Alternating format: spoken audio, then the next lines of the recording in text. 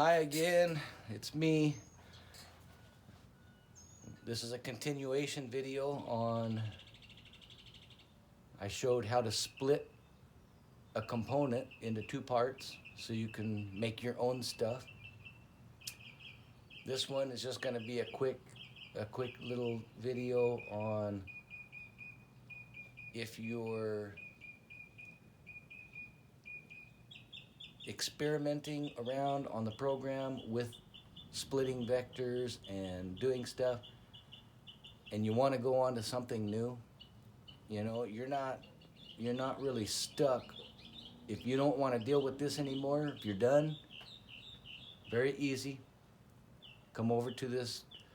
Well, if you're in the drawing area and the 2D view, doesn't matter. You know, all you got to come over is you know, select these vectors, select the components, right click on the vector that's selected, come down under the option tree and hit delete. So your split vector is gone, you know, and to deal with that, come back over to the modeling tab right over here. Here's your component tree down here. You got two components. You can either select each one, right click and delete, or if you had a lot of components, you can actually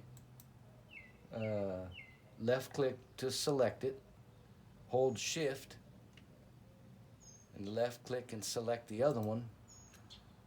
Now if you had a whole bunch, you just select the top one, hold shift, select the bottom one, and it will select all of the components that you were playing with, and right click. The component tree has a lot of stuff. If you got your combine mode, what this means is each component can merge together.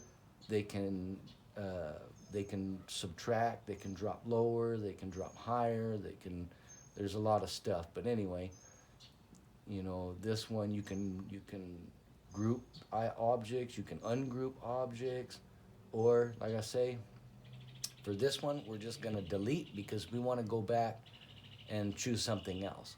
So at this point, just go ahead and delete those, and now you're ready to go pick some more clip art and see what you can do with that, or make different make your own clip art, and then you can save that to your clip art and start building up your own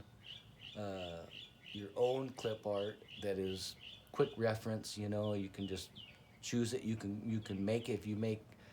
If you make a lot of signs or whatnot, I mean, you can make special little letters, save them, you know, that way you don't have to design it every time. You just go into your clip art and select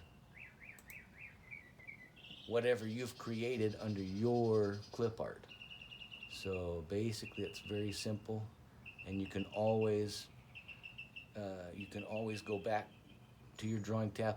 This page over here, you're going to be dealing with this page a lot, back and forth.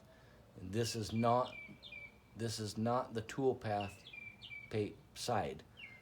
To get to the toolpath side, you click the little blue arrow, or you can actually go toolpaths. It'll give you some drop-down options under here, and you have a lot of options. You know, you can play around with those. You can go preview, simulation if you want a better preview. You can do different views. There's a lot of different options, you know, that I haven't really went through a whole lot of these, but they're not too bad if you do it. But the toolpath side is the little blue arrow. That takes you over to this side where you're going to render all your toolpaths. And then you have a blue arrow up here that takes you back to your drawing side. And no matter what side you're in, you can always look at the 3D view. I have no component selected or anything there, so it's nothing. 2D view, nothing. Click back over here on this blue arrow to get back over to your drawing side or your selection page here where you have a lot of stuff. And that's pretty much how to get rid of your clip art or your stuff that you're playing with. Is just select them, delete them, clear it out. You're ready to choose more to experiment with. Very, very simple. All right. Thanks again, and I hope this helped. Remember to give me a like and share.